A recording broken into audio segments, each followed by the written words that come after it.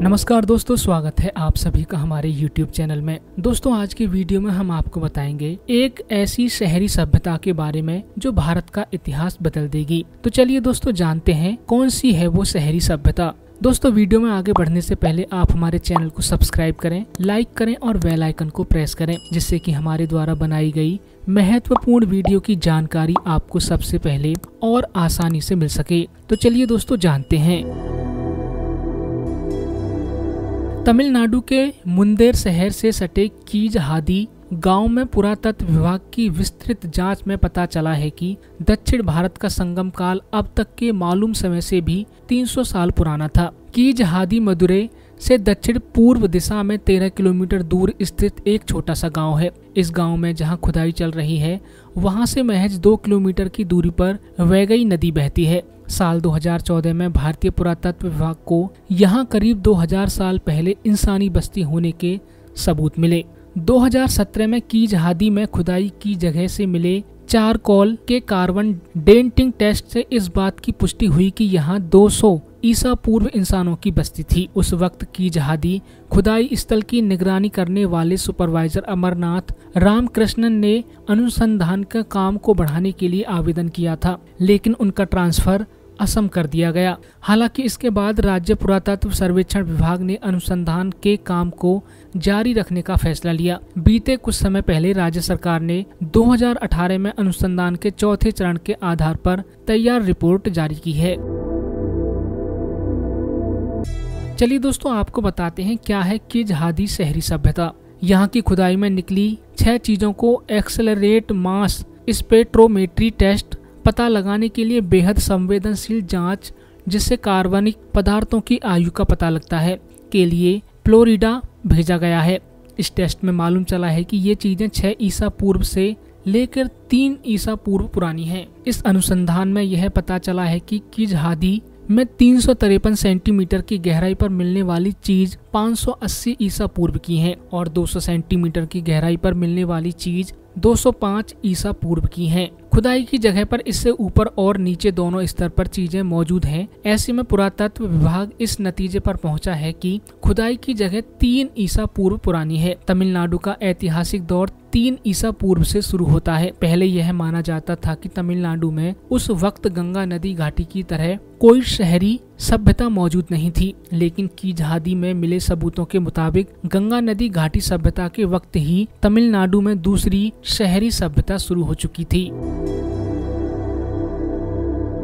2600 साल पहले थे पढ़े लिखे लोग। कोंडुमनल और अरागनाकुलम में मिले शिलालेखों के आधार पर अनुसंधानकर्ता मानते हैं कि तमिल ब्राह्मी लिपि 3 ईसा पूर्व पुरानी है, लेकिन कीजहादी में मिली चीजों के आधार पर अब पता चला है कि यह लिपि 6 ईसा पूर्व पुरानी है। राज्य के पुरातत्व सर्वेक्षण विभाग के मुताबिक इस आधार से साबित होता है कि कीजहादी में 2600 साल पहले रहने वाले लोग पढ़े लिखे थे, वे पढ़ना लिखना जानते थे। अनुसंधानकर्ताओं को खुदाई की जगह से करीब 70 हड्डियां भी मिली हैं। इनमें 53% हड्डियां सांड, भैंसे, बकरी और गाय जैसे जानवरों की हैं। इससे यह भी पता चलता है कि समुदाय ने जीवन का आधार भी विकसित कर लिया था। इस खुदाई में मिले आवरणों और कलाकृतियों में बालू, लोहा, मैग्नीशियम और एल्युमिनियम भी पाया गया है। अब तक भारत की सबसे प्राचीन लिपि सिंधु घाटी सभ्यता में मिली थी। अनुसंधानकर्ताओं का मानना है कि अंकन की इस विधि को भित्ति चित्र विधि कहा जाता था, जो सिंधु घाटी की सभ्यता के बाद और तमिल ब्राह्मी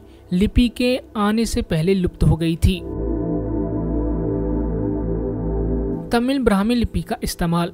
सिंधु सभ्यता के शिलालेखों की तरह ये भित्ति चित्र विधियां अभी तक नष्ट नहीं हुई हैं। ये भित्ति चित्र अभिलेख महापाषाण कालीन सभ्यता से लेकर और कांस्य युगीन सभ्यता तक पाए जा सकते हैं। तमिलनाडु के खुदाई के दूसरे केंद्रों अदिचनलूर, अरागनकुलम, कोंडुमनल और अन्य जगहों पर भी ऐसे चिन्ह वाले मटके मिले हैं। ऐसे अवशेष श्रीलंका के तीसा, महारामा, कातारोदाई, मानदई और रिदियागामा में भी मिले हैं। कीजहादी में ऐसी खुदाई 1001 कलाकृतियों में देखने को मिली है। 56 कलाकृतियों में तमिल ब्राह्मी लिपि अंकित है। उसमें अदा और अदान जैसे शब्द भी अंकित हैं। ज्यादातर कलाकृतियों में चिन्हों के उकेरने या अंकरण का काम मटके के ऊपरी हिस्से में है। आमतौर पर मटका बनाते वक्त ही अंकरण या शिलालेखन का काम करते हैं, लेकिन खुदाई में मिले मटकों का संभवतः पहले पूरी तरह तैयार किया गया है, सुखाया गया है। जब वे पूरी तरह तैयार हो गए हैं तब उन पर अंकण किया गया है। इससे लगता है कि मटकों पर अंकण एक से ज्यादा लोगों का काम रहा होगा।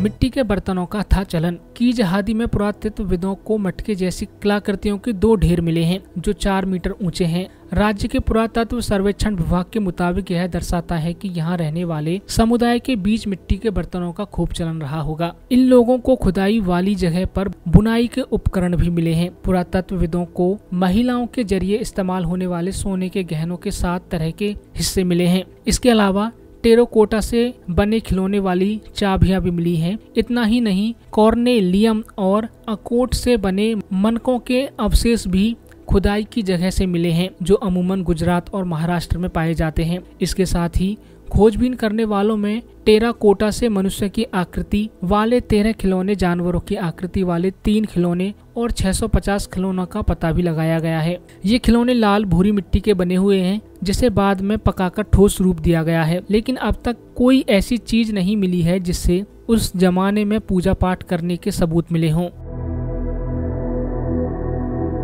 कीज हादी की विशेषता। कीज हादी में ही पहली बार ईंट वाली इमारतों के सबूत मिले हैं। तमिल संगम का काल 3 ईसा पूर्व से 2 ईसा पूर्व माना जाता है, लेकिन हाल ही में मिले ब्राह्मी लिपि के मुताबिक माना जा रहा है कि तमिल संगम का काल 3 शताब्दी से ज्यादा पुराना था। सिंधु घाटी सभ्यता को पहली शहरी सभ्यता माना जाता है। इसके बाद गंगा नदी घाटी सभ्यता को दूसरी शहरी सभ्यता माना जाता है। यह माना जाता है कि उस दौरान कोई दूसरी शहरी सभ्यता नहीं थी, लेकिन कीज हादी में मिले अवशेषों से मिले सबूत दर्शाते हैं कि गंगा घाटी सभ्यता के वक्त की कीज हादी में शहरी सभ्यता मौजूद थी।